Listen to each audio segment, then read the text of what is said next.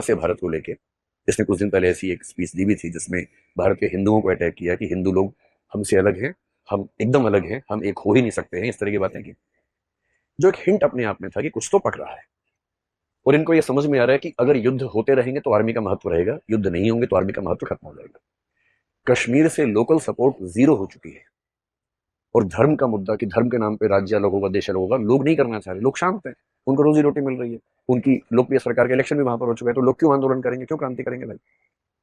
और इसलिए आप पहली बार देखेंगे इस हादसे के बाद कश्मीर के मुसलमानों ने बहुत सारे मोर्चे खोल के विरोध किया। दिल्ली के जामा मस्जिद के शाही इमाम ने विरोध किया। और जो ऐसी पार्टियां भारत में जिनको लेकर लोग कहते हैं कि वो एकदम प्रो मुसलमान है, एंटी हिंदू है, वो वैसी साहब हो, खुल के समर्थन किया भारत सरकार का कि हम देश के साथ हैं। देश का हर मुसलमान संगठन इस समय खुल के वोकली देश के साथ खड़ा हुआ है।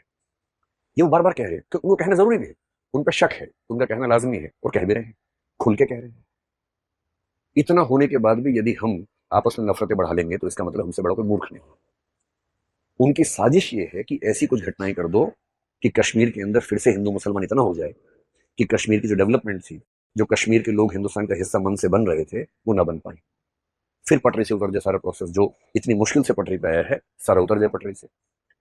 हमारे देश की देखिए सबसे खूबसूरत बात क्या है, कहते हैं कि भारत में भी इस समय सांप्रदायिकता ज्यादा है। मैं खुद इस बात से सहमत हूं कि हाँ, इस समय माहौल में पहले की तुलना में थोड़ा सा दबाव ज्यादा रहता है। पर एक बात पे जो गर्व करना चाहिए वो ये है, आप इमेजिन कीजिए कि पाकिस्तान या बांग्लादेश में वहां के माइनॉरिटीज ने वहां की मेजोरिटी के 25 लोगों को मारा होता तो पूरे देश में क्या हाल होता। हमारे देश की सबसे बड़ी उपलब्धि यह है, 3 से 4 दिन इस घटना को हो गए, पूरे देश में एक जगह भी दंगा नहीं हुआ है।